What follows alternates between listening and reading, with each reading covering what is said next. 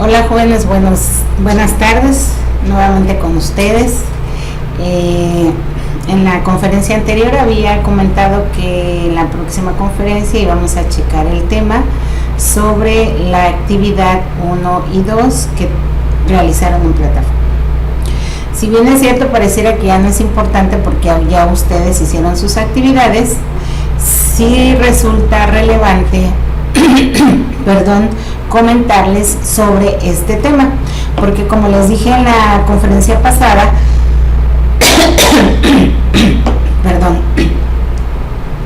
es importante que ustedes tengan conocimiento de este tema, porque más adelante en otras actividades va a ser de suma importancia conocer los temas que hoy por hoy ya realizaron. Bien, cabe mencionar que la consigna, la primera actividad no es tan importante porque se trataba de presentarnos, decirnos nuestras actividades, nuestra carrera, etc. Y no tiene ninguna calificación. Sin embargo, la actividad número 2, que es de la que me voy a enfocar un poquito en el día de hoy, dice que con base a la lectura que previamente ustedes ya hicieron de Carlos R. Terrazas, que encontraron en el documento de lecturas, iban a elaborar un cuadro sinóptico en que desarrollaran los siguientes aspectos: nombre de la fundamentación y postura, es decir, en qué consiste cada fundamentación. Sabemos que son 3 fundamentaciones y ustedes lo que tenían que hacer es mencionar a qué se refiere cada una de ellas. Hubo algunas confusiones con algunos de sus compañeros que en lugar de poner las fundamentaciones pusieron las generaciones.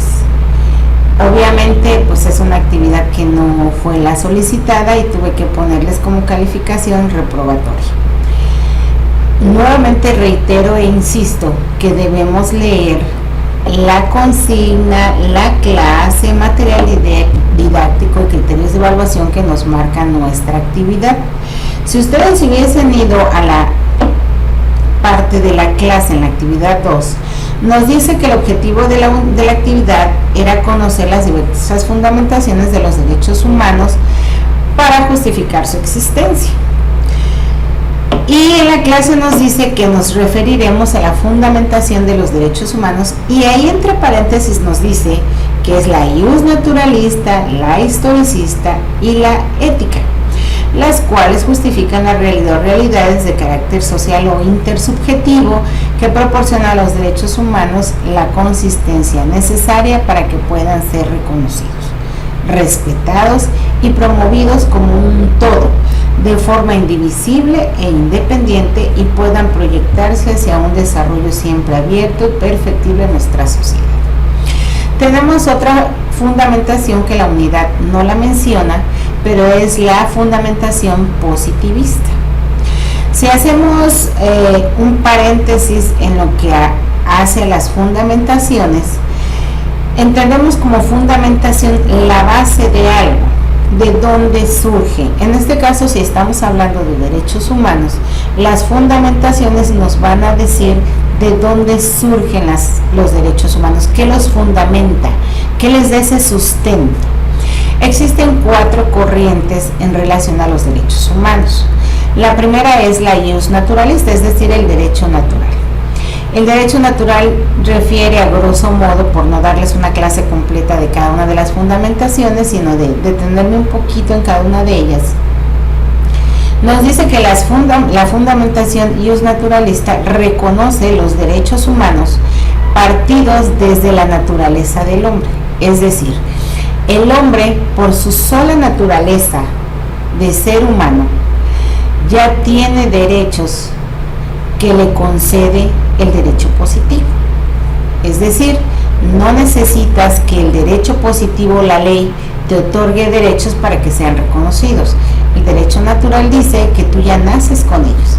Son derechos que te pertenecen solo por ser persona. Y todos estos derechos, bueno, pues ya lo sabemos: derecho a la vida, derecho a la vivienda, derecho a la paz, derecho a un medio ambiente sano, derecho a votar, a ser votado, a libre tránsito, a la igualdad, a la libertad, a la seguridad jurídica. Más adelante, cuando llegamos a las generaciones, es importante que nosotros tengamos claros estos derechos porque vamos a enunciarlos. Y en su momento, cuando me toque dar la charla sobre este tema, ahondaré un poco más. Sin embargo, hoy por hoy el tema es las fundamentaciones de los derechos humanos. Cuando entramos a la fundamentación historicista, decimos que esta fundamentación sostiene que los derechos humanos nacen acorde a las necesidades del hombre a lo largo de la historia. Es decir, el hombre va requiriendo derechos, se le va dando conforme los va requiriendo. Anteriormente, por ejemplo, en la década de los 50, no había un derecho de voto a la mujer. Los historicistas dicen, bueno, no lo había y no era considerado un derecho humano porque no lo necesitaban. Al paso del tiempo, con el paso del tiempo, llega un momento en que las mujeres requieren votar y pues se les concede ese derecho. Entonces, para ellos, los derechos humanos se van adquiriendo a lo largo de la historia y de acuerdo a las necesidades de la persona. Y posteriormente pasamos a la fundamentación ética. La fundamentación ética habla más sobre valores, sobre la moral. Dice la fundamentación ética que los derechos humanos están basados en la moral, en los principios, en los valores y en todo lo que está bien. Porque si partimos que lo moral es lo que está, poder discernir entre lo bueno y lo malo, dice que los derechos humanos pues obviamente son la consecuencia de ese bienestar. Entonces los derechos humanos son consecuencia de valores, consecuencia de buenos principios y se relaciona un poquito con la fundamentación naturalista, pero está basado totalmente en la ética. Y tenemos una cuarta fundamentación que no la menciona el programa, pero yo se las quiero mencionar, y es la fundamentación positivista, que habla sobre el derecho positivo. Si partimos que el derecho positivo es el derecho escrito y vigente, lo que hoy día conocemos como las leyes vigentes, el derecho positivo dice que los derechos humanos es todo lo que el Estado a través de las leyes le confiere a las personas. Es decir, si hoy por hoy en la ley se encuentra el derecho a la vivienda, tú tienes como derecho humano un derecho a la vivienda. Si en la ley se confiere un derecho a la igualdad, tú como derecho humano tienes derecho a la igualdad. Es decir, los positivistas fundan todos los derechos humanos en la ley. Si está en la ley, es un derecho humano. Si no está en la ley, no es un derecho humano. Es una corriente totalmente opuesta a la ius naturalista, porque la ius naturalista dice que los derechos humanos nacen con el hombre, y la ius positivista dice no, los derechos humanos los otorga la ley al hombre. Sin embargo, a estas alturas ya tenemos un equilibrio entre los derechos que maneja una y otra, porque los ius naturalistas, pues por la propia naturaleza de seres humanos o personas que tenemos, ya tienen todos los derechos habidos y por haber. Y en la ley, en este caso para nosotros los mexicanos, la Constitución Política de los Estados Unidos Mexicanos, acompañada con los tratados internacionales, ya tiene la mayoría de los derechos incluidos, por no decir todos, en la Constitución o en las leyes reglamentarias o en los tratados internacionales. Esos derechos ya se encuentran ahí, entonces se equipará bastante a los derechos naturales, los derechos positivistas. Aun y que son contrarios en su postura, hoy por hoy ya los derechos están igualados en las mismas circunstancias. Bueno, entonces aquí seguramente no fueron a la lectura algunos de ustedes y buscaron en internet y les apareció como fundamentación las generaciones de los derechos humanos. Las generaciones serán tratadas más adelante en otro tema y es importante también que sepan diferenciarlo. Si se fijan ustedes aquí en su actividad número 2, en la consigna te dice que debiste haber leído la lectura de Carlos Terrazas. Esa lectura se encuentra en el apartado de documentos de lectura y seguramente ibas a encontrar con mucha fluidez la información que por hoy se pide. Las personas o los chicos que ya mandaron su actividad, desgraciadamente tuve que ponerles una calificación reprobatoria porque no leen la consigna, no leen la clase. Es importante, chicos, de verdad se los digo, porque toda la base del estudio de esta materia se encuentra en las actividades, tanto en la clase, la consigna, el material didáctico y los criterios de evaluación. Ahí lo tienes, es muy fácil darle seguimiento, pero si ustedes no se detienen a leer, va a ser imposible que entreguen tareas idóneas. Vuelvo a repetir que el ser autodidactas, como en el caso de ustedes que llevan materias en línea, les exige la lectura, les exige el tener que leer para documentarse, para investigar, para conocer, para analizar, para volverse autocríticos de la información que ustedes están recibiendo.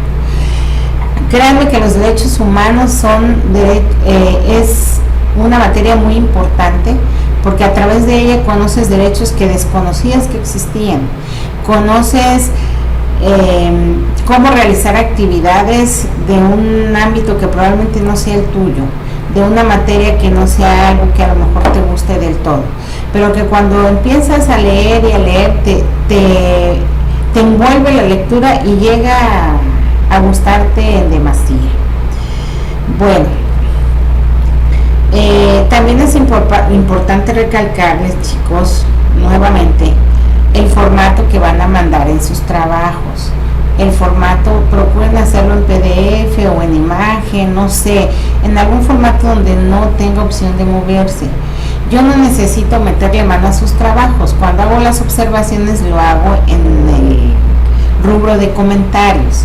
Por si ustedes creen que yo les voy a corregir el trabajo y tenga que estar en Word, en PowerPoint, no.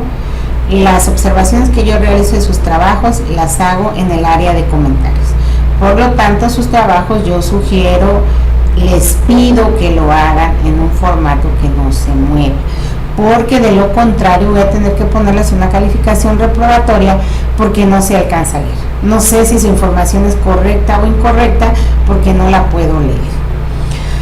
Otro punto importante, chicos, sus tareas no esperen hasta el último minuto para enviarlas, porque si ustedes se confían, de repente se olvida, no tienen el internet tan a la mano, tiene virus USB, todas las cosas que les podrían pasar, no esperen hasta el último momento para poderlo hacer, porque si ustedes yo de hecho en mis comentarios cuando me presento yo les sugiero que suban sus actividades 2 días después de la fecha en que se pone a la vista la tarea. Hoy por hoy ustedes ya tienen todas las actividades a la vista, incluso los foros, porque normalmente los foros se abren el día en que se empieza a contar la semana de la actividad, pero en mi caso yo ya les aperturé los foros por aquellos que quieran adelantar. No se limiten a que la maestra vaya y abra el foro, ya están abiertos de todas las unidades. Si ustedes quisieran adelantar esta materia porque tienen otras materias, otras actividades, de verdad lo podrían hacer porque tienen todas las herramientas de las lecturas, de las actividades, de los foros. Todo lo que ustedes quisieran avanzar en esta materia lo pueden hacer desde ya. Y vuelvo a reiterarles las dudas que ustedes tengan, créanme que con mucho gusto yo se las puedo aclarar. Tenemos un rubro de mensajes, se los comentaba, y pues yo espero que de verdad tengamos una comunicación fluida, sobre todo en las dudas que tengamos sobre los temas. Muchas ocasiones algunos de ustedes me piden oportunidad para entregar sus actividades fuera de tiempo. Yo les sugiero que lo hagan al revés, empiecen a mandar sus actividades con anticipación y eso los coloca que en algún momento que tengan algún problema laboral, de salud, incluso económico, para poder accesar a las plataformas, ya lo tengan resuelto. Ya hayan ustedes enviado su actividad y no tengan que estarse calentando la cabeza de ahora que sigue, ya se me vence. No esperen hasta el último minuto. De manera muy, pero muy especial, les doy oportunidad que la entreguen después, pero créanme que no me gusta estar abriendo y cerrando la plataforma porque se puede prestar a malas interpretaciones. La plataforma no la manejo yo, la plataforma tiene una fecha y en esa fecha se cierra. Para que yo la pueda aperturar, entonces obviamente se puede prestar a malas interpretaciones porque a ustedes les abro la plataforma en cualquier momento. No lo suelo hacer, es muy rara y muy puntualizada la situación en que yo pueda hacerlo o deba hacerlo, y es por causas de salud, no sé, causas que sí ameriten que yo dé la oportunidad de presentarlo fuera de tiempo. Yo espero de verdad, jóvenes, que ustedes se apliquen en estas actividades. Voy a adelantar un poquito, me voy a tomar 5 minutos para adelantarles sobre la actividad número 3, que es la que propiamente van a realizar todavía. Voy a intentar explicarles un poquito de qué se trata para que cuando ustedes lean o empiecen a hacer su actividad sepan más o menos de qué se trata. Aquí la consigna nos dice que debemos leer un caso y nos menciona el caso y nos dice que debemos dar contestación a 10 interrogantes que nos realizan en la consigna. Les decía en la conferencia anterior que desgraciadamente cuando son varias preguntas, de repente ustedes se pierden de, ya contesté esta, y cuando vienen a ver les faltó 1, 2, hasta 3 respuestas. Yo sugiero, es más, les pido en este momento que su actividad número 3 la hagan en tipo cuestionario, porque a veces me responden estas preguntas en un análisis. Yo no sé cuál fue tu respuesta a la pregunta número 6, no sé cuál fue tu respuesta a la pregunta número 10, no sé cuál fue tu respuesta a la pregunta número 1, porque todo lo juntas y pretendes hacerlo en un solo análisis. Si fuera un análisis, la plataforma lo diría. Es un cuestionario y de esa manera debe estar el formato. El caso, el cuestionario. Ejemplo, en la pregunta 1 dice, según lo planteado y conforme a los contenidos de estudio analizados en esta primera unidad, ¿cómo percibes esta información? Es decir, la información que te dieron del caso, y si te es posible manifiesta en tu escrito si te generó o no algún sentimiento, y si es así, por favor describe. ¿Qué vas a hacer al contestar esta pregunta? Vas a copiar la pregunta y de manera inmediata vas a dar respuesta a lo que te está pidiendo. Y sucesivamente, así mismo con la 2, al momento de hacer el ejercicio, la lectura apartado, llamó a tu atención. ¿Qué llamó tu atención? Señala textualmente en dónde y transcríbelo. Es decir, si del caso te dice que te llamó la atención donde vulneraron los derechos de las niñas, ese lo vas a pegar abajo, en lo entre comillas, porque es parte del texto, y pones qué fue lo que llamó tu atención. Todo el cuestionario lo quiero así en cuestionario, chicos, porque si ustedes me lo mandan todo junto, sin ponerme la pregunta y la respuesta, el formato que estás realizando está mal, por ende tu calificación se va a ver disminuida. ¿Por qué? Porque en los criterios de evaluación nos dice, por ejemplo, que tienes que tener capacidad de síntesis, exposición de ideas, análisis de la información, como organización de la información. ¿Cómo podría yo distinguir en un análisis cuáles son tus preguntas y cuáles son tus respuestas?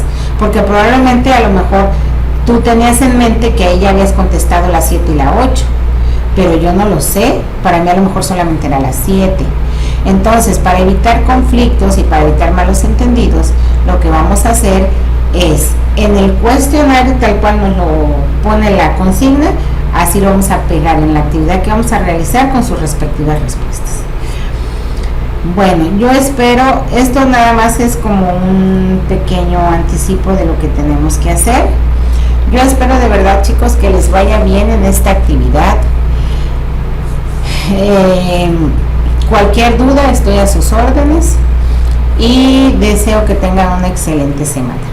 Nos vemos la próxima semana, chicos.